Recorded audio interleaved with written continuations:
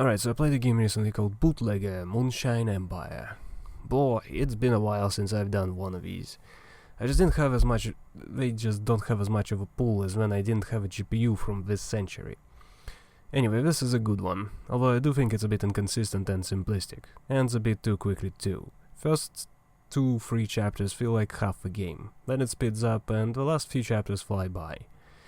In the end, it was pretty cool, and I enjoyed it. Don't believe it stands out as a gem, but it's definitely one of the more solid ones. Try it if you enjoy this style of games.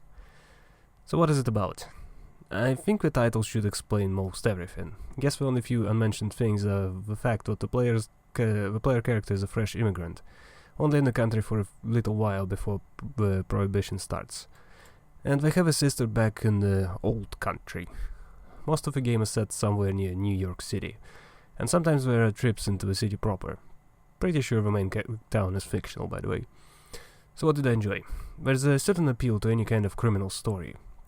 I believe we all want to see the other side of the fence now and again. With shows like Breaking Bad and Peaky Blinders, it's obvious that this sort of story has merit. But of course, actually offering a way to roleplay in this world is something different. It's just that I can't remember many games which do actual crime legitimate life balance well. So, excuse the lack of examples. This is the part what I felt was the most interesting here, and as the player can participate in a mayoral election, stage plays, and maybe merge it with the other businesses, or work as a 2-bit criminal for some typical gangster kind of fellow. It's basic, sure, but again, I can't remember many alternatives, and I always wanted a game which has that. There were mafia games and some open world schlock, which is either too silly or focuses almost entirely on the crime, glorifying it in a way. This isn't exactly like that, and it's something I do praise. This, I believe, is the main reason I stuck with the game, because the rest leaves me wanting more.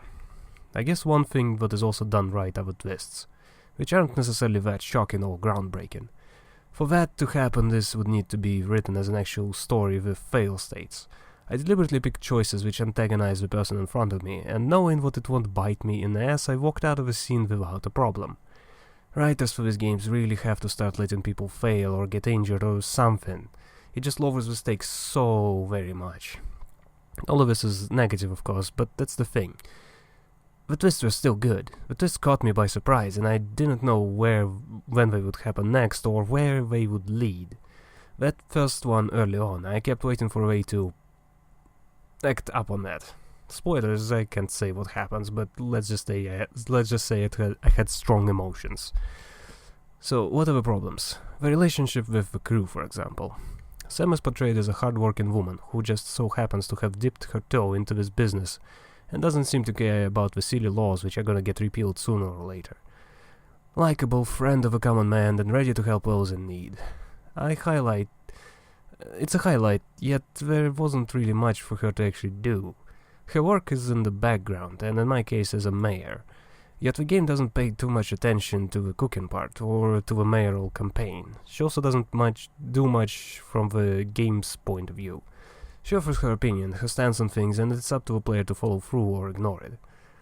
Then there's Rory, who is clearly her opposite. He is a somewhat lazy drunk, busy making big talk and not really doing much in the grand scheme of things. He also offered a perspective, but unlike her, he didn't have a clearly defined role. And while it was good to have a foil, I didn't see the reason for him to even be there, other than sometimes give a gravity to the situation. You might be thinking, Moonshine Empire, that sounds grand, doesn't it? Yeah, probably. Problem is that that's it. There are some people showing up now and again, and I've even kept notes.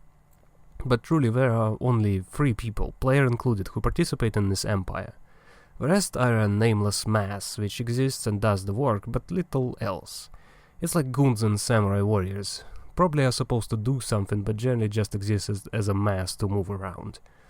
Few others to mention are Bartlett, the current mayor, typical religious zealot who doesn't adhere to his own religion and instead uses it as a way to control people.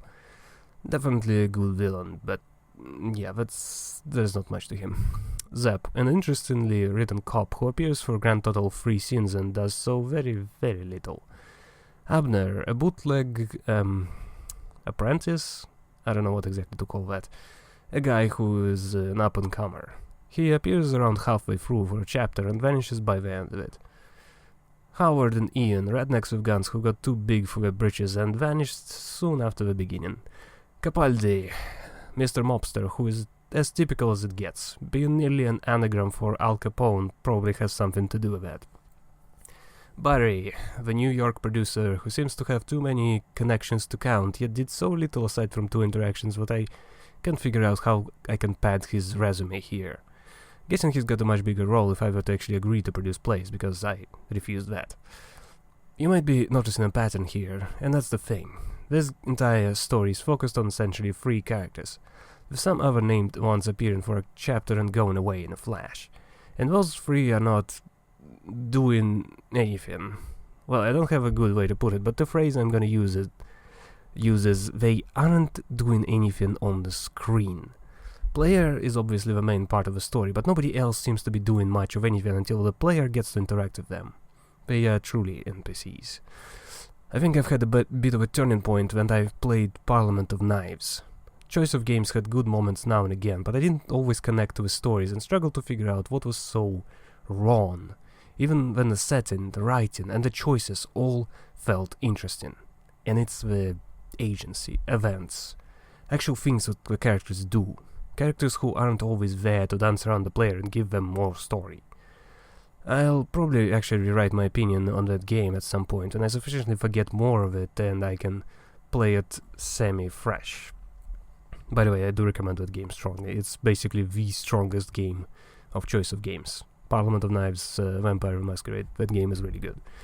Okay, but for the time being, I will just level what is so right there and is wrong not just here, but the vast majority of Choice of Games.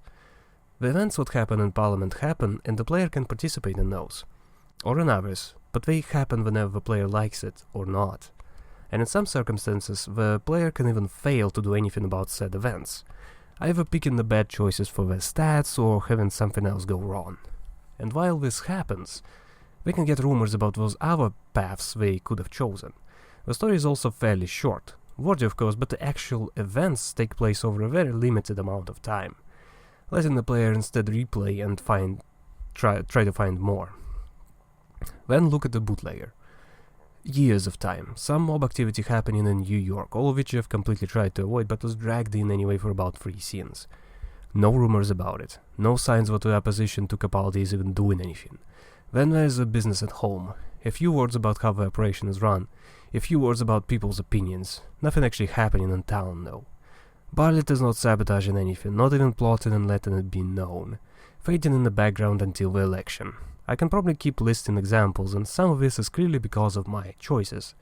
For information, I picked everything to be as bloodless as possible and trying to bring the money back into town, and to the people instead of getting rich or securing some pie-in-the-sky idea. Rory. So I obviously don't know anything about theater storylines, or more of a mob, or more about Zep, but what I did choose was still fairly basic. I enjoyed reading where it all ended up, but I didn't see myself eagerly starting again to see what else could happen, because I know exactly how this is written, and I can imagine what will actually happen. It will again be fairly basic, fairly disappointing, and all the characters again will just dance around me and let me as the player do all the work, while they exist as NPCs and nothing more. So I'm gonna let out a secret. Nearly every game I talk about I play once. That's it. And there are so few exceptions that they usually stand out. Most recently it was Dread Delusion. That one I finished twice and got halfway through the 3rd playthrough. And I still want to play more, but I'm just disappointed that I already know everything and instead keep myself from playing in hopes that I'll forget it and actually get to experience the exploration again. So where does Bootlegger end up then?